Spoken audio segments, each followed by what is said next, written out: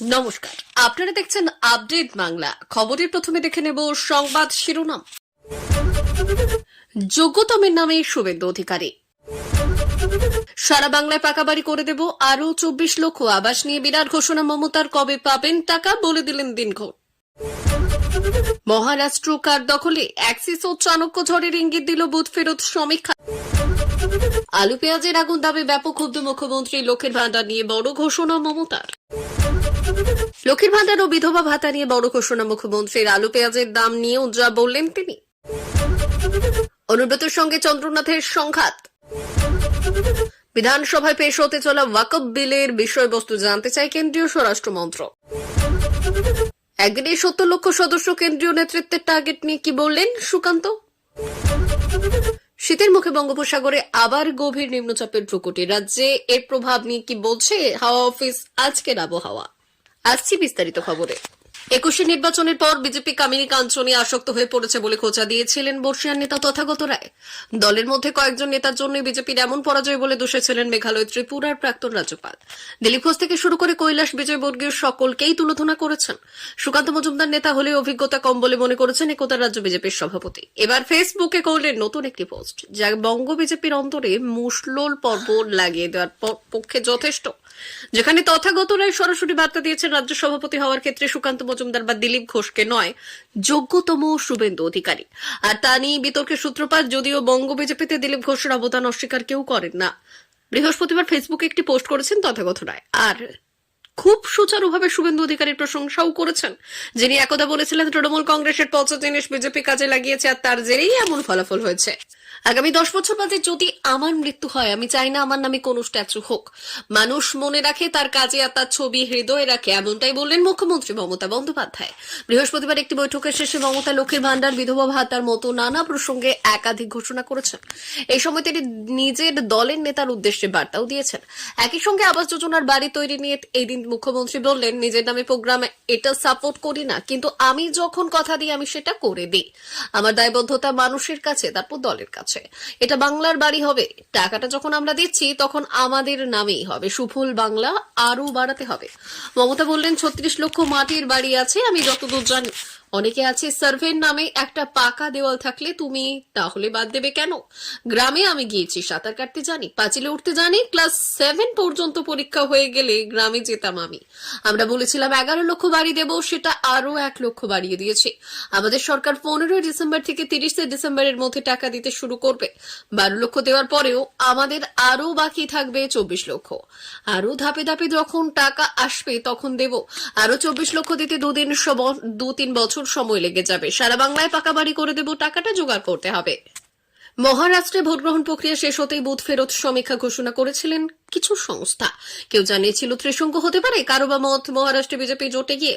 তবে পোড় খাওয়া দুই সংস্থা অ্যাক্সিস মাই ইন্ডিয়া এবং টুজেট চাণক্য মহারাষ্ট্রের বুথ ফেরত সমীক্ষার অঙ্ক কষতে একদিন সময় নিয়েছিলেন। বৃহস্পতিবার সন্ধ্যায় তারা একযোগে তাদের পূর্বানুমান প্রকাশ করলেন। মহারাষ্ট্রের বিধানসভায় 280টি আসন রয়েছে। সরকার গঠনের জন্য 143টি আসন প্রয়োজন।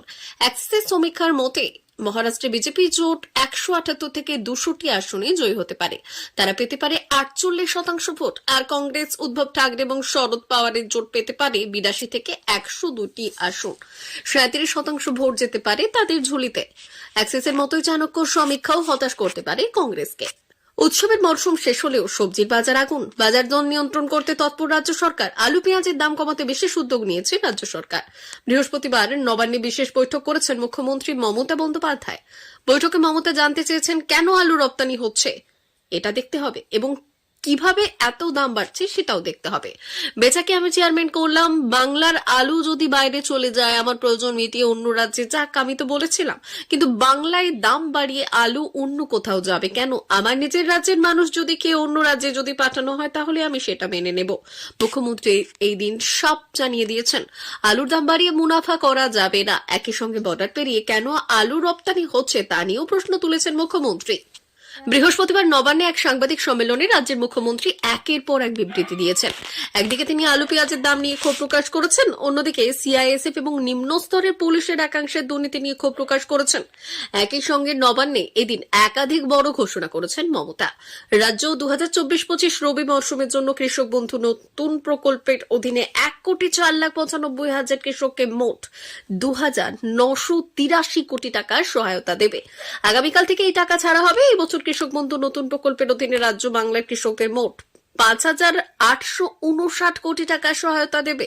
দুবছরে রাজ্য সরকার বাংলার কৃষকদের সহায়তা 21,134 টাকা দেবে, আর এই অর্থ সম্পূর্ণ রাজ্যের। তৃণমূল নেতা অনুব্রত মণ্ডল ও চন্দ্রনাথ সিনহা। জেলা বীরভূমের রাজ্যের শাসক তৃণমূল কংগ্রেসের গোষ্ঠী রাজনীতির সমীকরণে কি ভিন্নতর কোনো সুরের আওয়াজ উঠতে শুরু করেছে? জেলা তৃণমূল কংগ্রেস সভাপতি অনুব্রত মণ্ডল জেলবন্দি থাকার সময়ে জেলায় দল পরিচালনার জন্য গঠিত হয় কোর কমিটি। তিনি বোলপুরের বাড়িতে ফেরার পর তার সঙ্গে বোলপুরের বিধায়ক তথা রাজ্যের কারামন্ত্রী চন্দ্রনাথ সিংহ এবং সিউড়ির বিধায়ক তথা কোর কমিটির আহ্বায়ক বিকাশ রায় চৌধুরী দেখা করতে গেলে অনুব্রত মণ্ডল তাদের সঙ্গে দেখা করেননি। অথচ ওই দিনে কোর কমিটির অপর সদস্য সুদীপ্ত ঘোষ এবং তার স্ত্রী বোলপুর পৌরসভা চেয়ারম্যান সুদীপ্ত ঘোষের সঙ্গে বাড়িতে দেখা করেছিলেন। এই নিয়েই সেই সময় চন্দ্রনাথ সিংহ এবং বিকাশ রায় চৌধুরী কোনো বিতর্ক তৈরি না করেই জানিয়ে দিয়েছেন অনুব্রতের সঙ্গে পরে কথা হবে। অনুব্রত অনুগামীরা বলতে শুরু করেছেন অনুব্রত মণ্ডল জেলায় ফিরে আসার পর কোর কমিটির আর প্রয়োজন নেই। কিন্তু তৃণমূল কংগ্রেসের সর্বভারতীয় সাধারণ সম্পাদক অভিষেক বন্দ্যোপাধ্যায় জানিয়েছেন অনুব্রতর অনুপস্থিতিতে জেলায় বিগত নির্বাচনগুলিতে কোর কমিটির সাফল্য পেয়েছে, তাই জেলায় কোর কমিটিকে রেখেই দলীয় কাজকর্ম হবে। তারপরেই 16 নভেম্বর বিকালে বোলপুরে তৃণমূল কংগ্রেসের দলীয় কার্যালয়ে জেলা কোর কমিটির বৈঠক বসে জেলা কোর কমিটির আহ্বায়ক বিকাশ রায় চৌধুরীর আহ্বানে। আর ওই বৈঠকের আগে দলনেত্রী মমতা বন্দ্যোপাধ্যায় বিকাশ রায় চৌধুরীকে মোবাইল ফোনে অনুব্রত মণ্ডলকে জেলা কোর কমিটির অন্তর্ভুক্ত করার কথা জানিয়ে দেওয়ার পরিপ্রেক্ষিতে অনুব্রতকে কোর কমিটিতে অন্তর্ভুক্ত করে নেওয়া কোর কমিটির সকল সদস্যের উপস্থিতিতে কোর কমিটির এই দিনের বৈঠক চলাকালীন সময়ই মাঝখানে চন্দ্রনাথ সিংহ অন্যত্র কর্মসূচি নিয়েছে বলে জানিয়েছেন। তখন থেকেই একটা রাজনৈতিক টানাপোড়েন শুরু হয় বলে মনে করা হয়, যার সূচনাটা হয়েছিল মন্ত্রী চন্দ্রনাথ সিংহ এবং বিকাশ রায় চৌধুরী তার বাড়িতে যাওয়ার সত্ত্বেও অনুব্রত মণ্ডল তাদের সঙ্গে দেখা না করায়। দলের বীরভূম কেন্দ্রের সাংসদ শতাব্দী রায় অনুব্রত মণ্ডল তিহার জেল থেকে জামিনে আসার পর তার মুখোমুখি হননি। এখন কি তিনি জানিয়ে দিয়েছেন মমতা, এমনকি তিনি এটাও জানিয়েছেন যে মমতা বন্দ্যোপাধ্যায় এবং অভিষেক বন্দ্যোপাধ্যায় কথায় দল চলে, অনুব্রতের সঙ্গে যে দেখা করতেই হবে এমনটা নয়। সংসদের শীতকালীন অধিবেশনে পেশ হবে ওয়াকফ সংসদীয় বিল। সম্প্রতি শীতকালীন অধিবেশনে যেসব বিলগুলি পেশ করা হয় তার সম্ভাব্য তালিকা প্রকাশ করা হয়েছে। এই তালিকাতে রয়েছে ওয়াকফ বিল। বিলটি বর্তমানে সংসদের যৌথ কমিটির কাছে রয়েছে। শীতকালীন অধিবেশন শুরুর প্রথম সপ্তাহে ওয়াকফ সংশোধনী বিলের ওপর রিপোর্ট জমা দেওয়ার কথা রয়েছে যৌথ কমিটির। যৌথ সংসদীয় কমিটির বৈঠকে প্রথম থেকেই বিলটির বিরোধিতা করেছে তৃণমূল কংগ্রেস। কেন্দ্রের এই বিলের পাল্টা হিসেবে পশ্চিমবঙ্গ বিধানসভায় বিল আনার পরিকল্পনা করছে রাজ্য সরকার। 25 নভেম্বর থেকে শুরু হতে চলা বিধানসভার শীতকালীন অধিবেশনে রাজ্য সরকার ওয়াকফ সংক্রান্ত একটি বিল পেশ করবে এবং তা পাশ করানো হবে। বুধবার এই খবর প্রকাশ্যে আসার পরে এই বিলে কি আছে তা জানার চেষ্টা করছে কেন্দ্রীয় স্বরাষ্ট্রমন্ত্রী অমিত শাহের দপ্তর। ওয়াকফ বিল নিয়ে মোদী সরকারের তীব্র সমালোচনা করেছেন মুখ্যমন্ত্রী মমতা বন্দ্যোপাধ্যায়। এই বিল নিয়ে দলের অবস্থান সংখ্যালঘুদের মধ্যে প্রচার করার কাজ করেছে তৃণমূল কংগ্রেস। প্রচারের দায়িত্ব দেওয়া হয়েছে রাজ্যসভায় দলের মুখ্য সচেতন নাদিমুল হক এবং শ্রীরামপুরের সাংসদ কল্যাণ বন্দ্যোপাধ্যায়কে।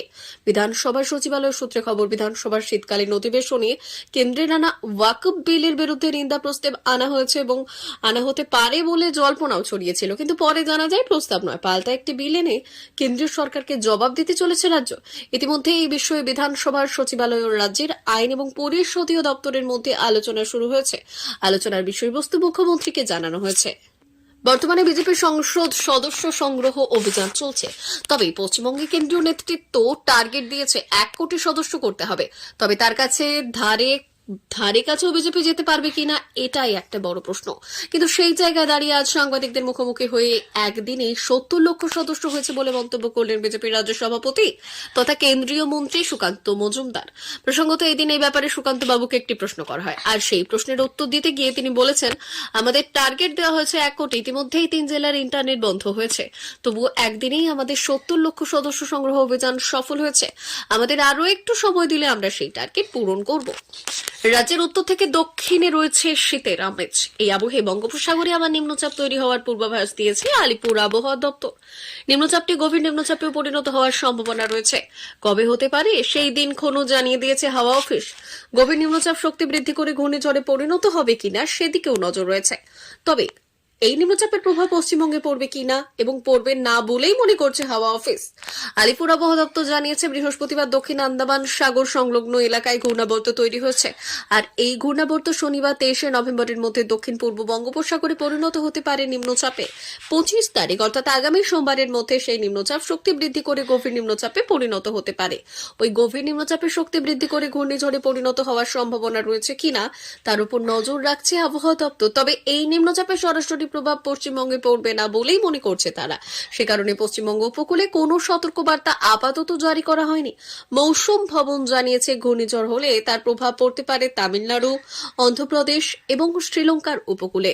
আন্দামান এবং নিকোবর দ্বীপপুঞ্জে সতর্কবার্তা জারি করা হয়েছে, সেখানে ভারী বৃষ্টির সম্ভাবনা রয়েছে। নিকোবর দ্বীপপুঞ্জের একাংশে বৃহস্পতিবার থেকেই বৃষ্টি শুরু হয়েছে। পর্যটকদের সেই জন্য সাবধান করেছে হাওয়া অফিস। 22 থেকে 25 তারিখ পর্যন্ত উত্তাল থাকতে পারে সমুদ্র। মৎস্যজীবীদেরও দক্ষিণ বঙ্গোপসাগর এবং আন্দামান সাগর সংলগ্ন এলাকায় যেতে বারণ করা হয়েছে। সাগরে নিম্নচাপ তৈরি হলে আগামী 5 দিন রাজ্যে বৃষ্টির সম্ভাবনা নেই বললে জানিয়েছে হাওয়া অফিস। আগামী কয়েকদিন রাজ্যে তাপমাত্রারও খুব একটা হেরফের হওয়ার সম্ভাবনা নেই। শীতের আমেজ বজায় থাকবে রাজ্যে। কয়েকটি জেলায় সকালের দিকে হালকা কুয়াশা থাকতে পারে। কলকাতায় সর্বনিম্ন তাপমাত্রা থাকতে পারে 18 থেকে 20 ডিগ্রি সেলসিয়াসের মধ্যে। প্রিয় দর্শক, এখনকার মতো খবর এই পর্যন্তই। ধন্যবাদ।